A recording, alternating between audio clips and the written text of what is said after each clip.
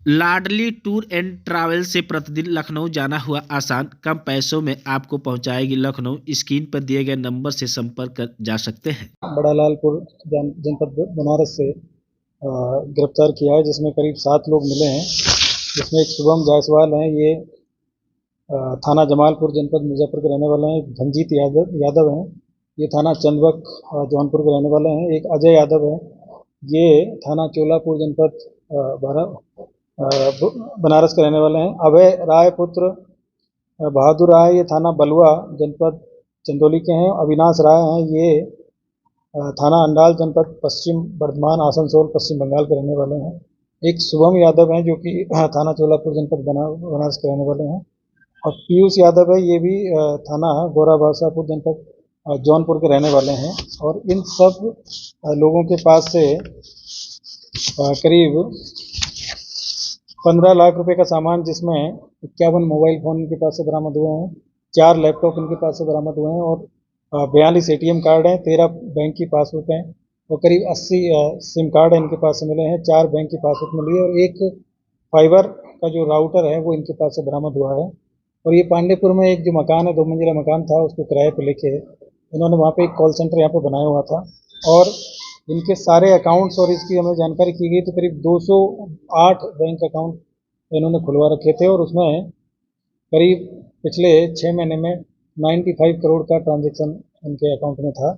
और इनके जो सभी 208 अकाउंट हैं, उनमें से जिन जिन अकाउंट में पैसा था उनको फ्रीज करा गया है। तो करीब 1 करोड़ रुपए की धनराशि उसमें फ्रीज कराई गई है। और ये लोग काफ़ी दिन से यहाँ पे काम कर रहे थे। आजमगढ़ में जो यहाँ पे जो छापा पड़ा था, उसके बाद ये लोग गिरफ्तार हुए थे। तो इन लोगों ने अपना यहाँ से जो बाकी जो गैंग मेंबर थे, उन्होंने अपना स्थान परिवर्तित करते हुए और ये बनारस में इन्होंने अपने आप को शिफ्ट कर लिया था।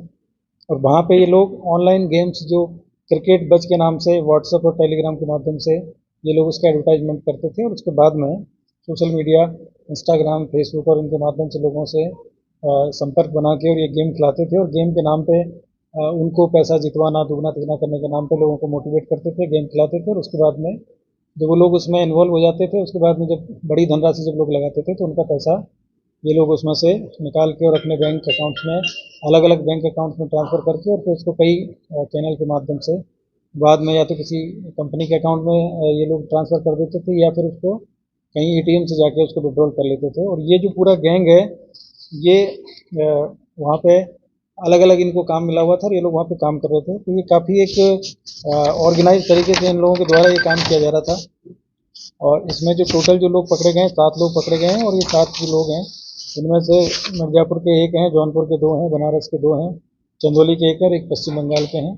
और सामान जो मिला है वो 51 मोबाइल मिले हैं इनके पास से, 4 लैपटॉप हैं, 42 एटीएम कार्ड हैं, तो जो बैंक की पासबुक्स हैं।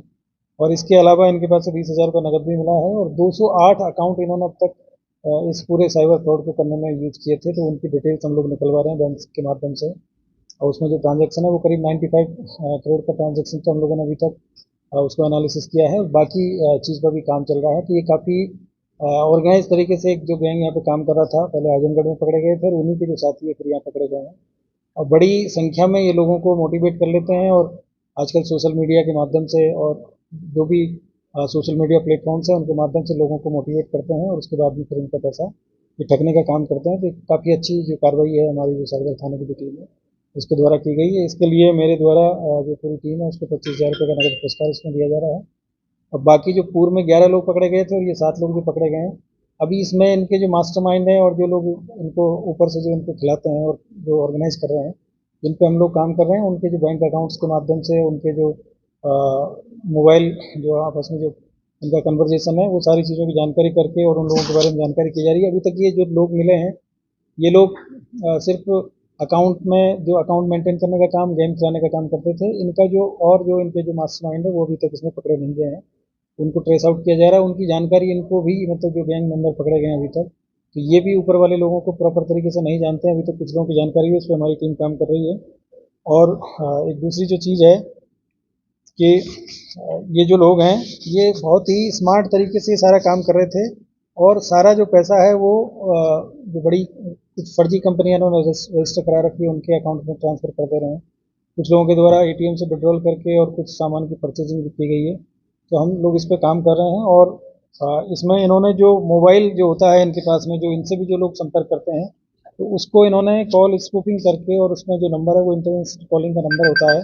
और अभी तक जो नंबरों की जो इन्होंने जो पता चला है कि इसमें एक जो नंबर है वो श्रीलंका से जुड़े हुए हैं, एक यूएई के जो उनके जो पिन कोड है वहाँ के जो सब्सक्राइबर जो कोड है उसका यूज इनके द्वारा करके और इंटरनेशनल कॉलिंग करके ये लोग इस तरीके से लोगों को मोटिवेट करते हैं, जिससे कि वो पकड़े ना जा सके, मतलब।